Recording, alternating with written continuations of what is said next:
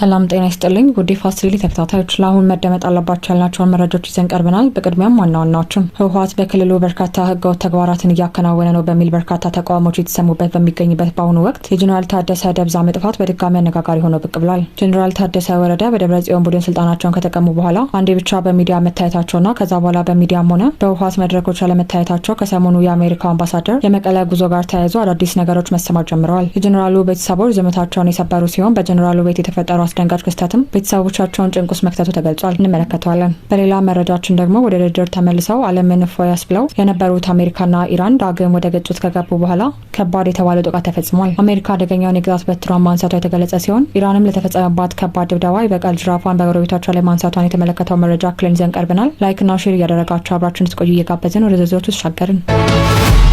በደብረጽዮን የሚመራው ቡድን መጥቶ ስልጣናቸውን እስኪቀማው ድረስ ትግራይን በፕሬዝዳንትነት ሲያገለግሉ የነበሩትን ጀኔራል ታደሰ ወረደ ህወሓት የክልሉን መንግስት ከገለበጠ በኋላ የውሃ ሽታ መሆናቸው ዳግም አነጋጋሪ ሆነው ብቅ ብሏል። በፕሪቶሪያው ስምምነት መሰረት የተቋቋመውን የትግራይ ጊዜያዊ አስተዳደር ለአንድ ዓመት ሲመሩ የነበሩት ሌተናል ጀኔራል ታደሰ ወረደ ከስልጣናቸው ከተወገዱ ወዲህ ስለሚገኙበት ሁኔታ የሚያብራራ ተጨባጭ መረጃ አልወጣም። ፌዴራል መንግስት ሌተናል ጀኔራል ታደሰን የስልጣን ዘመን በአንድ ዓመት ማራዘሙን የተቃወመው ህወሓት ከ6 ዓመት በፊት በተደረገ ምርጫ የተቋቋመውን የትግራይ መንግስት ምክር ቤት ወደ ስራ መልሷል። ምክር ቤቱን የህወሓት ሊቀመንበር የሆኑትን ዶክተር ደብረጽዮን ገብረ ሚካኤልን የክልሉ ፕሬዝዳንት አድርጎ መምረጡ አይዘነጋም። በዶክተር ደብረጽዮን የሚመራው ካቢኔ የመጀመሪያውን ስብሰባ ባደረገበት ዕለት ሌተናል ጀኔራል ታደሰ ወረደ የጊዜያዊ አስተዳደሩ ስልጣን በጉልበት እየተያያዘ መሆኑን ተናግረዋል። በዕለቱ ፕሬዝዳንት ጽህፈት ቤት የፌስቡክ ገጽ ባወጣ አጭር መግለጫ ተመርጠናል የሚሉ አካላት ዛሬ በክልሉ ጊዜያዊ አስተዳደር የካቢኔ ስብሰባ አዳራሽ የካቢኔ ስብሰባ መጀመራቸውን ገልጸዋል። እነዚህ አካላት በአመራርነት የተመረጡት ችግሩ በውይይትና የጋራ መግባባት እንዲፈታ የቀረበውን ጥሪ ወደ ጎን በመተው እንደሆነ በማንሳትም ወቅሰዋል። የካቢኔ ስብሰባ የተጀመረበት ቀን ቀጣይ አደገኛ መንገድ የተጀመረበት ዕለት እንደሚያደርገው ገልጿል።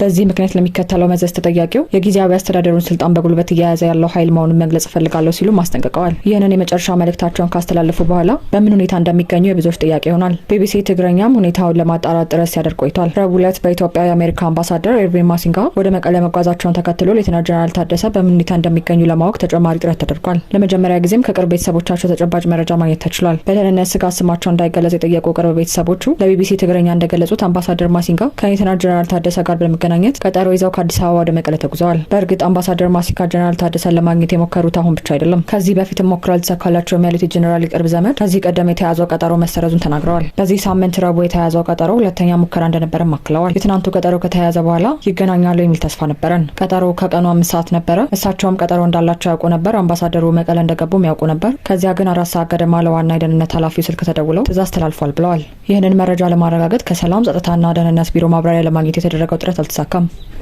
የሌተናል ጀነራል ታደሰና አምባሳደር ማሲንጋ ቀጠሮ 1 ሰዓት ያህል ሲቀረው ከቪአይፒ ጥበቃ ኃላፊ የተደወለ ስልክ ሁኔታው እንደተቀየረ የቢቢሲ ምንጭ ይናገራሉ። ምንም አይነት አጀባ አታድርጉ፣ ምንም አይነት እንቅስቃሴ አታካሂዱ፣ ተሽከርካሪዎች አይንቀሳቀሱ፣ ይህንንም ለራሱ ለጀነራል ታደሰ አሳውቁት የሚል ትዕዛዝ እንደተሰጠ ገልጸዋል። በተጨማሪም ይህ ትዕዛዝ ከተላለፈ በኋላ ማንኛውንም እንቅስቃሴ ብታደርጉ ሊያስቆማቸው የሚችል ሌላ ኃይል አለ፣ ስለዚህም ምንም ችግር እንዳይፈጠር ማንኛውንም አይነት እንቅስቃሴ አታድርጉ የሚል ትዕዛዝ መተላለፉን አክለዋል። ይህ መመሪያ ለሌተናል ጀነራል ታደሰ እንዲሁም ለአሽከርካሪዎቻቸውና ረዳቶቻቸው እንዲነገር ትዕዛዝ ተሰጥቷል። የጥበቃቸው ኃላፊ ይህንን ትዕዛዝ ለሌተናል ጀነራል ታደሰ ካሳወቃቸው በኋላ ጀነራሉ ትዕዛዙን እንዳተቀበሉትና እኔ ራሴ መኪና ነድቼ እሄዳለሁ ማለታቸውም ለማወቅ ተችሏል። ይህም በጥበቃ አባሎቻቸውና በቤተሰቦቻቸው ላይ ከፍተኛ ስጋት እንደፈጠረ ቢቢሲ ያነጋገራቸው ቅርብ ዘመድ ገልጸዋል። በተለይም ቤተሰቦቻቸው እባክተው ባለው ሁኔታ ምን ሊፈጠር እንደሚችል አይታወቅም በማለት እንደለመኗቸውና እንዳይወጡም እንዳሳሰቧቸው ተናግረዋል። አምባሳደሩ ከሌተናል ጀነራል ታደሰ ጋር ለመገናኘት ተስፋ አድርገው እንደነበር ጠቅሰውም ሌተናል ጀነራል ታደሰ የቤተሰባቸውን ምክር ተቀብለው ከቤት ሳይወጡ እንደቀሩ ተናግረዋል። ያለውን ሁኔታ ለአምባሳደር ማሲንጋ ደውለው እንዳስረዱም ገልጸዋል። ይህ የስልክ ውይይት 20 ደቂቃ እንደወሰደ ቢገልጹም የውይይቱ ይዘት ምን እንደነበር ለማወቅ አልተቻለም። ለጉዳዩ ቅርበት ያላቸው ምንጭ ይህ ክስተት አንድ ክልል ሲመሩ የነበሩ ጀነራል የመናገር መብታቸው፣ ሰዎችን የማግኘት መብታቸውና የመንቀሳቀስ መብታቸው በተግባር እንደታገደ ያሳያል ሲሉ ገልጸዋል። ቢወጡ ኖሮ ምን ይገጥማቸው ነበር ሲሉም ጥያቄ ሰንዝረዋል። የተላለፈውን ትዕዛዝ በመጣስ የሌተናል ጀነራል የጥበቃ አባላት ብቻዎትን አንልኮትም አብረን እንሄዳለን ቢሏቸው ኖሮ ምን ሊፈጠር እንደሚችል እስካሁን ድረስ እንደሚያሳስባቸው አክለዋል። በቀጣይ መረጃ አሜሪካና ኢራን ሆርሙዝ ወሽመጥን ለመቆጣጠር የሚያደርጉት ውጊያ ቀጥሏል። የዋሽንግተን ጦር ለ6ኛ ተከታታይ ምሽት በኢራን አዲስ ጦር ጥቃት ፈጸመ። ሐሙስ ሌሊት የደረሱት ጥቃቶች በድጋሚ ያገረሸው የሁለቱ ሀገራት ግጭት የተባባሰ መሆኑን የሚያመለክቱ ናቸው። አሜሪካ የኢራን ድልድዮች፣ ባቡር ጣቢያና የአየር ማረፊያን ጨምሮ በተለያዩ የሲቪል መሰረተ ልማቶች ላይ ጥቃት መፈጸሙን የቴህራን የመንግስት መገናኛ ብዙሃን ዘግቧል። በሆርሙዝ ግዛት ከባንደርባስ በምዕራብ አቅጣጫ የሚገኝ አንድ ድልድይ መመታቱን ቢቢሲ አረጋግጧል። ቢቢሲ ስለ ጥቃቱ ለዋይት ሀውስና ለአሜሪካ ጦር ማዕከላዊ እዝ ጥያቄ አቅርቧል። አሳስቧል። በተጨማሪም የአሜሪካ ሚሳኤሎች በሆርሙዝ አቅራቢያ የሚገኘውን ቃሽም ደሴት እንዲሁም የኒውክሌር ኃይል ማመንጫ ጣቢያ መገኛ የሆነውን የወደብ ከተማዋ ባንደርባስም የሚሳኤል ኢላማ ሆኗል። የአሜሪካ ማዕከላዊ እዝ የተፈጸሙ ጥቃቶች የኢራንን ወታደራዊ አቅም ይበልጥ ለማዳከም ያለሙ እንደሆኑ ተገልጿል። በተጨማሪም አሜሪካ በሆርሙዞች መጥለጥ የጣለችውን እገዳ ሊጥስ የነበረ አንድ መርከብን መቆጣጠሯን አስታውቋል። ሴንትኮም በዚህ ዙር ጥቃት የተደበደቡ በሚል በዘረዘራቸው በርካታ የኢራን ጦር ኢላማዎች ውስጥ ድልድዮችን አልጠቀሰም። በዚህ ጥቃት የተሳተፉት የአሜሪካ የጦር አውሮፕላኖች፣ ድሮኖችና የጦር መርከቦች የኢራንን የባህር ዳርቻ መከታተያና የአየር መከላከያ ጣቢያዎችን፣ ወታደራዊ የሎጂስቲክስ መሰረተ ልማትና የባህር ኃይል አቅሞችን መምታታቸውን ገልጿል። ፕሬዚዳንት ዶናልድ ትራምፕ ቴህራን ወደ ድርድር የማትመለስ ከሆነ በሀገሪቱ ውስጥ የሚገኙ ድልድዮችና የኃይል ማመንጫዎችን እንደሚመቱ በዚህ ሳምንት መጀመሪያ ላይ ዝተው ነበር። ፕሬዚዳንቱ ባለፈው ሚያዝያ ላይም ድልድዮችና የኃይል ማመንጫዎችን ጨምሮ የኢራን የሲቪል መሰረተ ልማቶች እንደሚደበደቡ መናገራቸው ይታወሳል። በወቅቱም የተባበሩት መንግስታት የሰብአዊ መብቶች ከፍተኛ ኮሚሽነር ቮልከር ቱርክ ሆነ ብለው ሲቪሎችና የሲቪል መሰረተ ልማቶችን ማጥቃት የጦር ወንጀል እንደሆነ መናገራቸው ይታወሳል። በ1949 የወጣውና የጦርነት ወቅት የሚከበሩ ሰብአዊ ስነምግባሮችን የሚዘረዝረው የጄኔቫ ስምምነት ለሲቪሎች አስፈላጊ እንደሆነ በሚታሰቡ ስፍራዎች ላይ ጥቃት መፈጸምን ይከለክላል። ይህ በእንዲህ እንዳለ የኢራን እስላማዊ አብዮታዊ ዘብ ኦማን ውስጥ የሚገኝ የአሜሪካ የባህር ኃይል መከታተያ ራዳር ስፍራዎችን እንዲሁም ኩዌትና ባህሬን ውስጥ የሚገኙ ኢላማዎችን መምታቱን አስታወቀ። ሶሪያ ውስጥ የሚገኝ የአሜሪካ የልዩ ዘመቻ እዝ ማዕከል ላይም ጥቃት መፈጸሙን ገልጿል። ኦማን ውስጥ በተፈጸመው ጥቃት የባህር ኃይል የቁጥጥር ራዳርና የአሜሪካ አየር መቆጣጠሪያ ራዳር መመታታቸውን ዘቡ ባወጣ መግለጫ ጠቅሷል። በኃይል የሚፈጸሙ የአጸፋ ዘመቻዎችም ይቀጥላሉ። የሆርሙዝ ወሽመጥም በአብዮታዊ ዘቡ ባህር ላይ ቁጥጥር ስር እንደሆነ ቀጥሏል ብሏል።